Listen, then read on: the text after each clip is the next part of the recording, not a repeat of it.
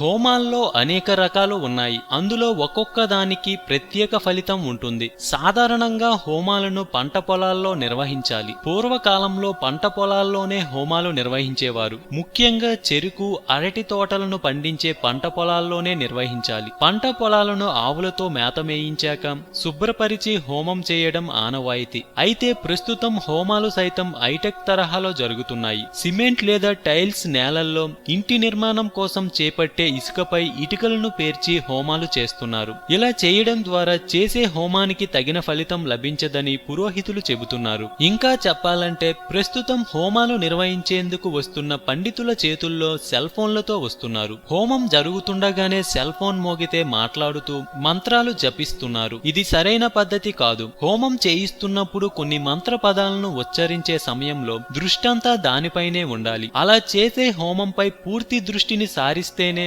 ప్రతిఫలం లభిస్తుందని పురోహితులు అంటున్నారు. కానీ ప్రస్తుతం పద్ధతి ప్రకారం హోమాలు నిర్వహించే పండితులు తక్కువేనని చెప్పారు. కానీ కొన్ని సుప్రసిద్ధ ఆలయాల్లో సాంప్రదాయబద్ధంగా హోమాలు నిర్వహించే పండిత కుటుంబాలు నివసిస్తూనే ఉన్నారు. ఈ పురోహితులు ఆహార నియమాలు పాటించడం, వేదాలను పఠించిన వారుగా ఉంటారు. ఎండైనా వానైనా విధులను సక్రమంగా నిర్వర్తిస్తారు. ఇలాంటి వారు హోమం చేస్తే మంచి ఫలితాలు చేకూరుతాయి. కానీ ఎన్ని యోగాలు హోమాలు చేసినా త్యాగమే మంచి ఫలితాన్నిస్తుందని నాస్తికులు అంటున్నారు. 6 రకాల యజ్ఞాలు. ద్రవ్య యజ్ఞం. ద్రవ్యాన్ని న్యాయంగా ధర్మంగా ఆర్జించాలి. ఆర్జించిన ధనం ధర్మకార్యాలకు వెచ్చించాలి. తాపయజ్ఞం. జ్ఞానాగ్నితో ఆత్మను తప్పింపచేసి పునీతం తేజోవంతం చేయడమే పవిత్రమైన తాపయజ్ఞం. స్వాధ్యాయ యజ్ఞం. ఏ విద్యనైనా సరే కేవలం అధ్యయనం చేయటమే కాకుండా అర్థం చేసుకుని లోక కళ్యాణానికి వినియోగించడమే స్వాధ్యాయ యజ్ఞం. యోగ యజ్ఞం. యమ నియమాదులతో మనస్సుపై పట్టు సాధించి